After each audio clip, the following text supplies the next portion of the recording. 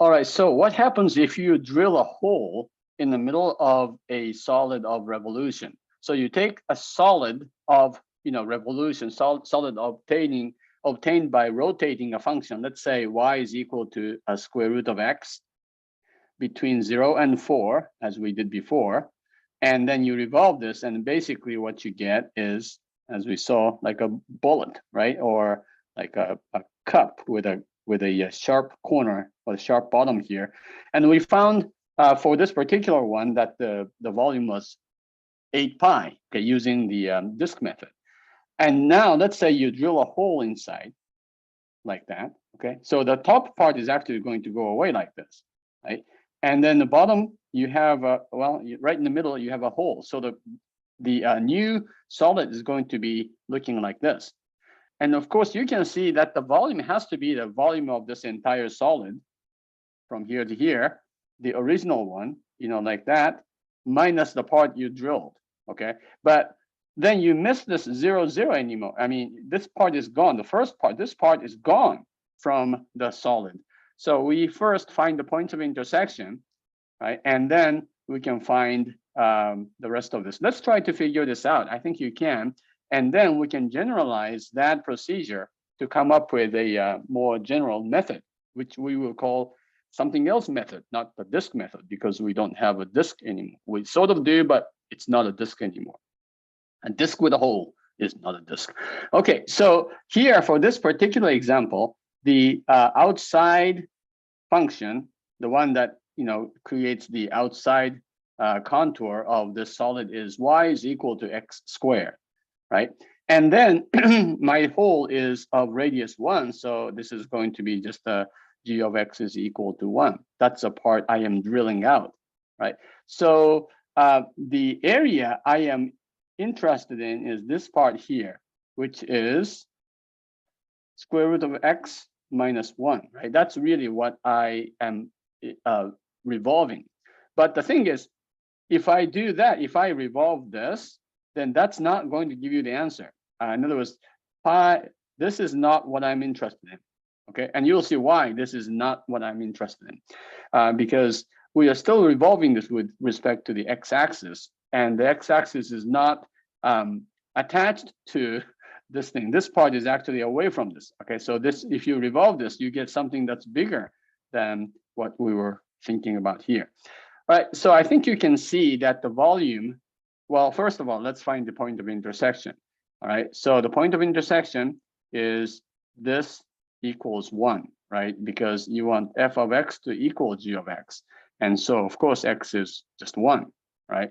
So x starts at 1, and it goes to 4. So this point, x is equal to 1. This point, x is equal to 4, right? And then I'm trying to find the integral.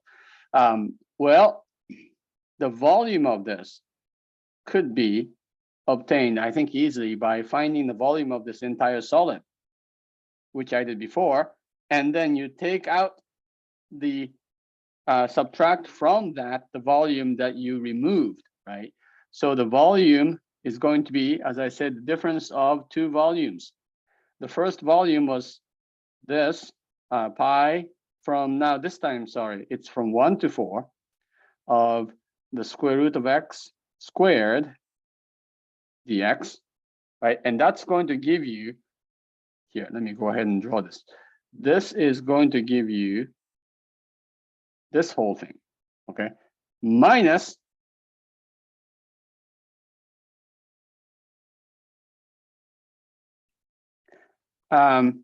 this will be a simple one, because now I'm trying to remove from this the part that I drilled out, which is consisting of, or which is the solid obtained by rotating what about the x-axis?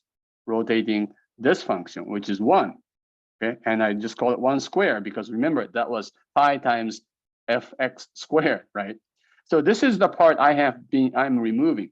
Now, if you look at this, this is fx. Okay, so f of x was this, and you squared it because that's what you do with the disk method, and then you subtracted from that the the part you drilled out, which of course had the radius 1, it could be a variable, radius, right? So you took out the inside part squared, and so you could find the difference this way by individually taking this integral and that integral. But more generally, I think you can imagine this is actually going to be that minus 1 square. So it's the outside function square minus the inside function square and dx. You can combine that into one integral. All right, so this will be, of course, this is an easy one. It's x minus 1 and dx. And so this will be x squared over 2 minus x. You integrate this from 1 to 4. There's a pi at the end. Of course, you cannot forget that pi. And so you have pi, and then 4 squared divided by 2, as we saw before, that's 8, minus 4, that's the first one. And then when you plug in 1, you get 1/2 minus 1. Okay, so this is pi, and inside you have 8 minus 4 plus 1. That's 5. And subtracting. So this is 9 over 2 pi. Okay, and that indeed is the volume of this hollow solid obtained by revolving x, the square root of x, where the radius 1 hole has been drilled out. Okay, so notice here the it used to go from 0 to, it goes from 0 to 4, but now it only goes from 1 to 4 because of the drilled, the hole in the middle. And then what's important here is that you squared both, and then you found the difference. Here, the problem was I subtracted f and g and then square, but that's not the case, right? You have to square each of them and subtract it. So here is what we have found. Let me try to do this in general. Here is the explanation of what we just did, okay, in general, in a general setting. I started with this. You had a and b, and you had a function f and another function g. And what we did is we took this part and we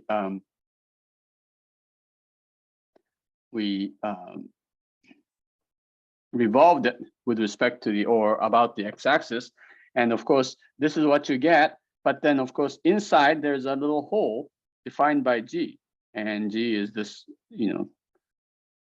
thing here. And back in my original example, g was a constant function, but it doesn't have to be.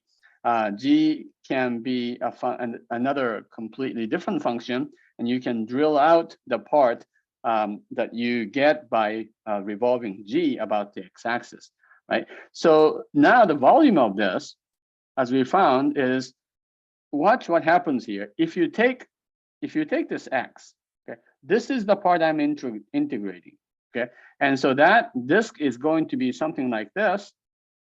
Remember, I said it's a disk with a hole, yeah, and this, well, I should say, from here to here, this is defined as f of x, and from here to here, that's defined by g of x, right? So it's not a disk anymore. And in fact, a disk minus a hole drilled out, we call this a washer, right? So this is what we call the washer method. Guess what happens? To find the volume of this, what we did is you took let's try to figure out what the volume of this thing is, or the area of the washer is. It's going to be pi f square, pi r square, right? Minus pi g square. So the answer is it's pi of f square minus g square, and that's what you have to integrate, okay? And the important part is it's not f of f minus g squared. So this is the wrong thing. So you do not integrate this. And that's because you are finding the area of this bigger circle and subtracting the smaller circle. So each of them has to be squared first and then subtracted. All right. So the method is going to give you this pi times this whole thing, f squared minus g squared. That's what you have to integrate, okay, from A to B. All right, this is formally known as the Washer method. Let me go ahead and write this formally. Washer method for finding the volume. It's only used when you have a hole drilled through the solid of revolution. The volume is going to be pi times the integral from A to B of f square minus g square dx, okay? Again, not f minus g quantity squared. That is not what you do. And so once you do this, you can calculate the volume of a solid revolution with a hole drilled from the middle of it, defined by g of x. Okay, all right, so again, this should not be too difficult. And I think we have done this example, so I think that should suffice, actually. All right, so let's see. I think I may do maybe 1 or 2 more examples, and then we will go on to the next section. Okay, so for instance, maybe here's another example. Let's say you have the reciprocal function, y is equal to 1 over x. So the graph looks like this. And then you take this, of course, it's not defined at 0, so you can't go from 0 to anything. But let's let x go from 1 to 2. So the along this curve, the y value goes from 1 to 1/2, when x is equal to 2, right? So you take this area, which is cut off by this line, y is equal to x, 1, okay, a constant 1. So basically, if you revolve this little region, you are going to get something that sort of looks like this, like that, okay, sort of like a fancy shot glass or something, where the middle is just being drilled out. Okay, so let's try to find the volume of this. Well, the volume, according to the disk method, remember, if you slice at any point here, you're going to see a disk where this, well, okay, the disk is going to look, the disk is going to look like this, where the radius from the center to the top part is going to be 1 over x, and then this radius of the interior part is simply 1. Okay, so you just do the disk method, pi times, again, from 1 to 2, and then the integral from 1 to 2 of 1 over x squared minus, yeah, this is actually 1/2, isn't it? That is 1/2, because I said this is 1/2. If it's 1, you can't drill a hole that big. Okay, so the hole I'm drilling is of radius 1/2. And so you have 1/2 square. And really, this is all you have to do to evaluate this. Now, the evaluation, unfortunately, involves a lot of fractions, but that's okay. Now, do you see the integral of this? This is, okay, well, let's go ahead and write this. It's actually x to the negative 2, right? And this is just 1/4. Okay, so this is what you will be integrating. But watch, you have to be careful when you integrate. Actually, yeah, that's it. If you integrate the negative x to the negative 1/2, you get negative 1 over 2, 1 over x. Okay, or you can say negative x to the minus 1. Now, make sure you should take the derivative every time you take the integral. You take the derivative of your answer to make sure you get the right answer. So negative x to the minus 1 becomes negative x to the minus 2, and the minus 1 comes in the front, making that positive. So this is indeed the correct antiderivative of x to the negative 2, right? And then you have 1 over 4x, and you go from 1 to 2. So this is what you would be calculating. Now, like I said, this becomes a complicated thing. It's like the patient game here. If you plug in 2, you get 1, negative 1/2, minus, and then you get, let's see. Okay, so I did not want to make arithmetic mistakes. So I just wanted to do this while you are not watching. And so this is pi, of course, pi is still there. And then you plug in 2, so you get negative 1/2 minus 2/4, which is of course another 1/2. And then when you plug in 1, you have negative 1 minus 1/4, right? So the reason this is kind of scary is because you have so many negative signs, and negative signs will often throw you off. So be very, very careful.